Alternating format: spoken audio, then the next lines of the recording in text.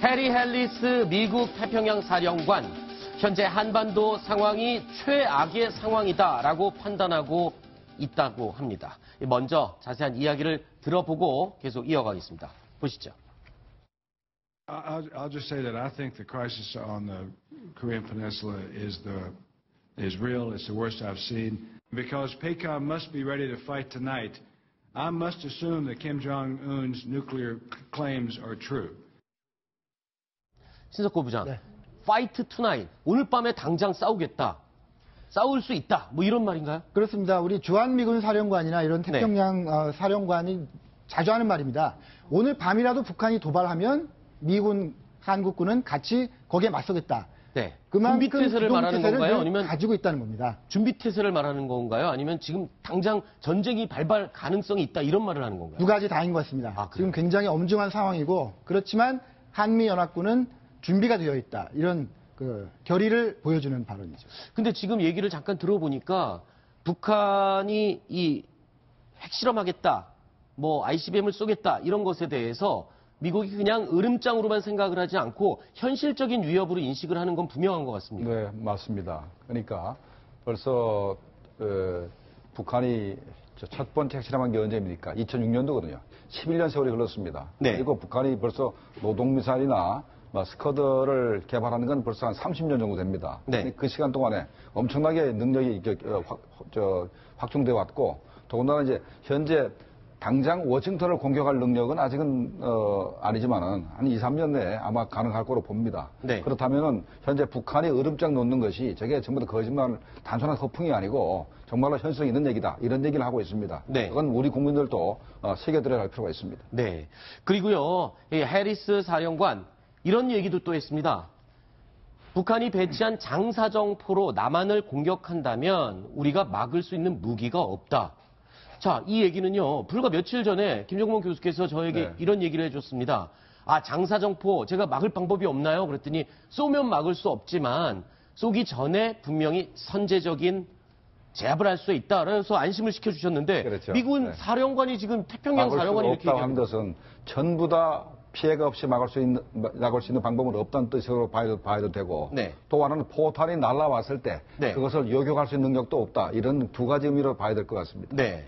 그러면은 지금 선제적으로 제압을 할 수는 있지만 쏘기 시작하면 그거를 완벽하게 막을 방법은 없다. 이렇게 얘기를 이해하면 되는 건가요? 예, 그렇게 보셔야 되고 그다음에 이제 우리가 북한의 핵미사일이 개발되기 전까지 네. 한국군과 미군의 북한에 대한 대응의 모든 초점은 장사정포를 어떻게 제압할 것인가에 집중되어 있었습니다. 네. 저거를 공군기로 제압하든 우리가 네. 포로 제압하든 네. 최근 들어서 무인기로 제압하든 모든 수단을 동원해서 북한이 가지고 있는 장사정포 수도권을 이제 바라보고 있는 네. 340문밖에 안 되기 때문에 네. 그건 우리가 충분히 제가 볼 때는 한 초전에 한 90% 이상 파괴할 가능성이 있습니다. 그러면 네. 10% 남아가지고 서울 시내 포탄이 몇 발 떨어질 겁니다. 네. 피해를 완전히 피할 수는 없으나 네. 상당 부분 우리가 제압할 수 있다. 아. 그렇게 보시는 게 맞을 겁니다. 그런데 얼마 전에 우리 군이 이 대포병 탐지 레이더 이런 장비를 개발을 했다라는 소식을 들었거든요. 이걸로는 어떻게 탐지를 미리 할 수 없는 겁니까? 어느 정도의 성능이 레이더를 설명드릴게요. 대포병 레이더가 뭔가 하면은 아까 말씀하신 대로 저 대포알이 날라오게 되면 대포알을 맞추는 무기는 없습니다. 네. 그래서 근데 그게 날라오게 되면 너무 작게 날라오니까 어디서 오는지도 모르거든요. 네. 근데 저 지금 화면에 나오는 게 저거 뺑뺑뺑 저거 아주 저 레이더가 돌아가면서 네. 작은 걸 잡아갖고 네. 저기서 날라왔구나 딱 잡아주면 우리 포병이 거기를 집중 사격을 합니다. 첫 발은 맞고 두 발은 맞고 세 번째는 적을 박살을 내는 무기죠. 그래서 그런 것들이 쭉 배치가 돼 있고요.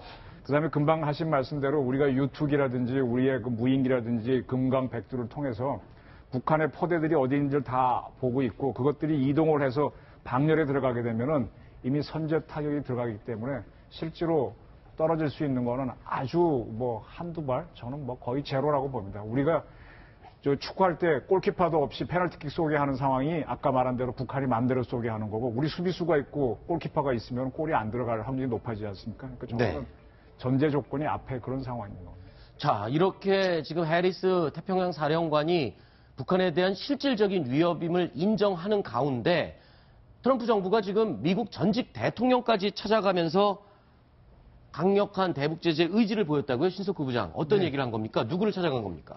네, 파이낸셜 타임스의 보도인데요. 네. 카터 전 대통령이 늘상 굉장히 북한과 대화하는 일을 종종 하지 않았습니까? 네. 그래서 아마 지금 북한에 미국 국적자 3명이 억류돼 있습니다. 네. 그래서 그 3명을 구하러 내가 가고 싶다라는 의사를 트럼프 행정부에 비친 것 같아요. 아하. 그래서 트럼프 행정부가 거기에 대한 정보를 가지고 가서 브리핑을 하면서 네. 하지만 지금 우리가 북한을 압박하고 있다. 네. 그러니까 북한과 이런 압박 기조를 깨는 어떤 그런 행동을 좀 하지 말아달라. 네. 이런 이야기를 했다는 것이 오늘 보도의 내용입니다. 네.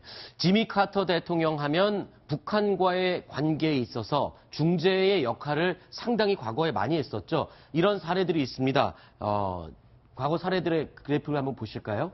자, 94년도였죠. 1차 북한 핵 위기 당시에 평양을 방문해서 북미 협상의 계기를 마련하기도 했고요.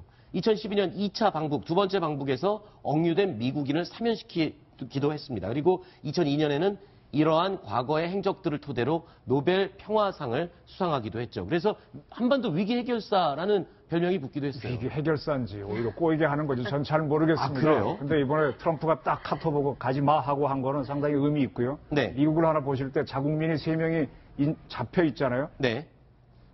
우리 같으면 난리가 나겠죠. 그렇죠. 근데도 딱 공격하겠다는 의사를 보이는데 뭐 그건 그거고 저는요 카터가 가도 좋다는 얘기입니다. 아하. 왜? 94년도에 갔다 오니까 조금 있다 누가 죽었어요. 김일성 김일성이 죽었죠. 죽었죠. 2012년에 갔다 오니까 그때 피해서 도망갔죠. 아들 데리고 김정은이 데리고 네. 저기 중국으로 갔다 와서 누가 죽었어요. 김정일이 죽었죠. 네. 카터예요. 카터 잘라. 아. 이번에 가면 김정은이 죽을 수도 있으니까 저는 네. 심전상으로 가도 된다는 생각입니다. 그래, 실제로 일단- 북한의 예. 예. 북한 평양 내부에서 돈 소문들이 네. 카터를 카터가 들어와서 김일성이가 준비하느라고 과로로 죽었다는 얘기가 북한에 파닥이 퍼졌습니다. 네. 그러니까 지금 이 나누는 얘기는 그러니까 원인 인과관계가 분명하지는 않고요. 그러니까 북한 내에서도 우리 남한처럼 지라시성 어떤 그냥 후문처럼 도는 뜬 소문 같은 근데 거의 이야기들이죠. 100% 맞으면은 과학적인 설명이 안 돼서 그렇죠. 지금 네. 카터가 들어간다 그러면요. 김정은이 도망갈 거예요. 한번 집어넣어도 괜찮습니다. 알겠습니다. 우리 이정훈 의원님 저번엔 또 주술사 얘기를 몇 번 하시더니 예.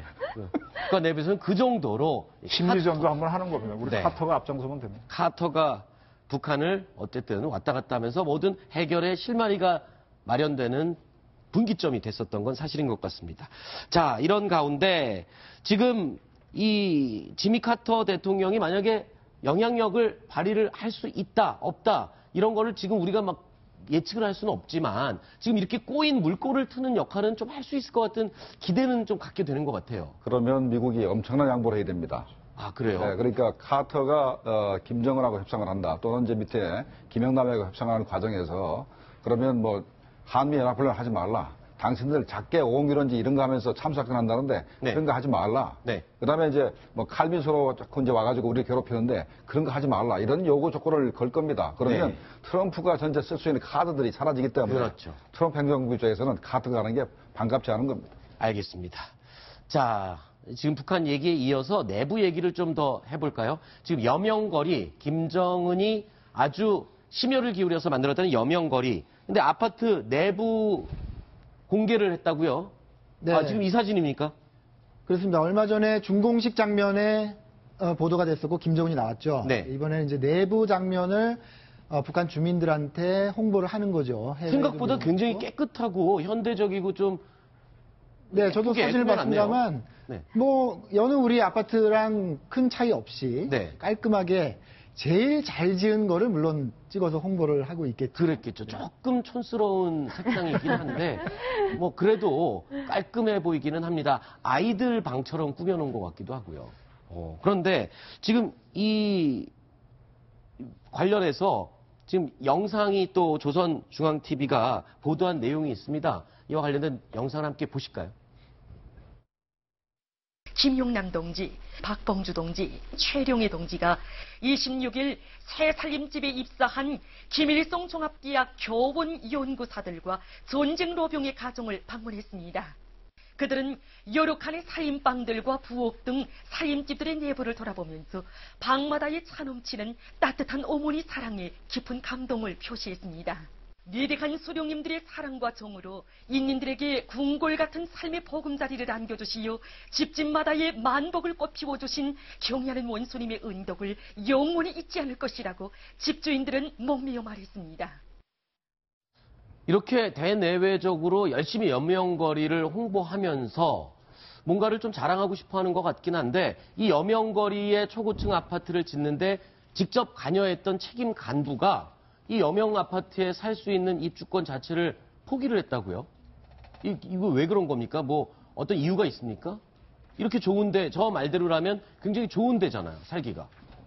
글쎄요, 그걸 사정을 정확히 모르겠는데요. 네. 아마 자기는 아마도 미래 과학자 거리나 이런데 좋은 아파트를 하나 배정을 받았기 때문에 또 하나를 더 받기가 좀 그래서 이렇게 양보했을 가능성도 있죠. 네.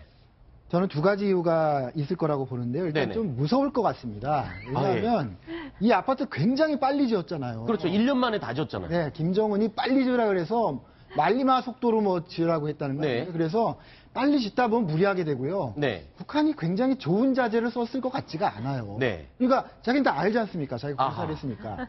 두 번째는 뭐냐면 지금 평양에 기름이 지금 없어 난리잖아요. 네. 평양에 또 없는 게 뭐죠? 전기입니다. 그렇죠. 만약에 전기가 끊어져요. 어떤 네. 이유이든 전기가 공급되자면 저 지금 엘리베이터가 나옵니다만 70층. 70층 엘리베이터가 멈춰요. 네. 70층 꼭대기에 사는 사람은 어떻게 합니까? 걸어가야 됩니다. 그렇죠. 70층까지 올라갔다 내려왔다를 해야 되는 거죠. 네. 실제로 이미 평양에 있는 아파트에서 벌어지는 일들이죠. 그래서 네. 북한 주민들이 동무 수고했어.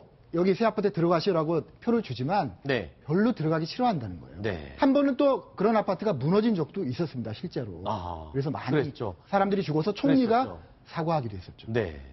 그러니까 이 불량식품을 파는 장사치가 그 음식은 자기 식구들은 절대 안 먹는 것처럼 이 지은 과정을 알고 있는 책임 간부는 저 안에서 불안해서 또는 불편해서 못 살겠다. 뭐 이런 사연이 되는 것 같습니다. 이두하 변호사님, 그런데 김정은이 지금 이 여명거리 말고 또 광적으로 집착하는 게 또 있다면서요? 네, 프로 스포츠 팀에 이제 관심이 많다고 하는데 이제 네. 최근에 지금 이탈리아 상원 의원이 네. 북한을 방문하고 와서 하는 얘기입니다. 네. 상원 외교위원회 서기장이라 그러는데요. 네. 프로축구 세리에 A 팀에 대해서 뭐 아주 해박한 지식을 갖고 있고 또 아하. 미국 프로농구 NBA의 모든 것을 알고 있더라 이러는데 스위스 유학 시절에도 뭐 농구를 좋아해서 그 이후에도 악동 데니스 로드맨인가요? 그 사람을 뭐 초청하고 해서 김정은하고 그랬죠. 뭐 가족들 얘기도 하고 이랬다고 뭐 딸 얘기도 로드맨이 갔다 와서 해주고 이랬는데요. 네. 사실 왕족이나 부호들이 뭐 요트나 비행기를 사모으다가 네. 세계적인 부호들을 뭘 하냐면 그 다음에 극강의 부를 과시하기 위해서는 프로 스포츠 팀을 인수를 합니다. 그렇죠. 그래서 사실 우리나라도 이런 말을 하면 또 기분이 어떠실지 모르겠지만 프로 스포츠 팀을 인수한 사람들이 모임이 따로 있어요. 아, 그래요? 네, 프로야구팀을 갖고 있는 사람들, 재벌들 중에서도 그 사람들 모임이 따로 있을 정도로 세계적으로도 그렇게 프로 스포츠 구단주들 모임이 따로 있으니까 네. 김정은도 이런 데 끼고 싶은 게 아닌가. 그렇군요. 만수르처럼 이제 스포츠팀을 구입하고 싶은 게 아닌가라는 생각이 드는데 인수하고 싶을 텐데 그럴 능력이 될지는 모르겠습니다. 그렇군요. 그런데 이 NBA를 워낙 좋아하는 거는 이미 다 알려져 있었는데 세리에 A, 이탈리아 프로축구 리그까지 저렇게 좋아하는 거는 이번에 저도 처음 알았습니다만 이게 좋아하는 걸 넘어서서 이 축구 선수, 프로축구 선수 양성에도 엄청나게 공을 들인다면서요? 네, 그렇습니다. 일단은 그 유럽의 축구 감독을 수입해가지고 북한 축구 대표팀을 양성을 했고요. 네. 그리고 어린 축구 선수들을 많이 또 내보냈죠. 네. 그래서 공부를 시켰고 지금은 최성혁 선수가 지금 세리에의 피오렌티나 소속의 미드필더로 지금 뛰고 있고 네. 한광성 선수는 칼리아리 칼초 소속으로 네. 지금 스트라이커로 뛰고 있다고 하네요. 아하. 네. 최근에 이 한광성 선수는 또 한 골을 처음으로 해외에 진출한 선수로는 유일하게 첫 골을 또 기록했다 이러는데 김정원 교수님, 네. 이 북한의 김정은이 이렇게 프로 스포츠에 광적으로 집착하는 어떤 특별한 이유가 있을까요? 두 가지죠. 네. 하나는 이 환강소나 최성혁을 통해서 네. 외화벌이를 하는 겁니다. 아하. 그러니까 자기 연봉의 막 네. 90%를 국가에서 가져가고 10%만 줘도 북한 주민들에 비하면 엄청나게 잘 사는 거니까 네. 돈을 벌이야 하는 것이고 두 번째는 가난한 나라가 사회주의 국가가 자기네 국가의 어떤 그 위상을 높이려고 하는 측면에서는 네. 스포츠를 사랑하는 게 굉장히 그 빠른 길입니다. 네. 과거에 구소련이나 네. 동독 사람들이 엄청나게 스포츠를 잘했어요. 그랬었죠. 그 당시에는 미국이 정말 힘을 못 쓸 정도로 잘했습니다. 그래서 마찬가지로 북한도 저렇게 축구 선수를 이렇게 양성을 해서 네. 남북한 뭐 축구 대회를 한다든가 이럴 때 이겨서 남한보다는 우위에 있다 이런 것을 입증하고 싶은 겁니다. 네. 갑자기 그 헝그리 정신이 생각이 나네요. 그 헝그리 정신으로 스포츠에서 아주 젖먹던 힘까지 다해서 어떤 금메달 1등 그리고 유명한 선수가 되는 것 그런 것을 이용하는 게 아닌가 외화벌이에 이런 생각이 들었습니다.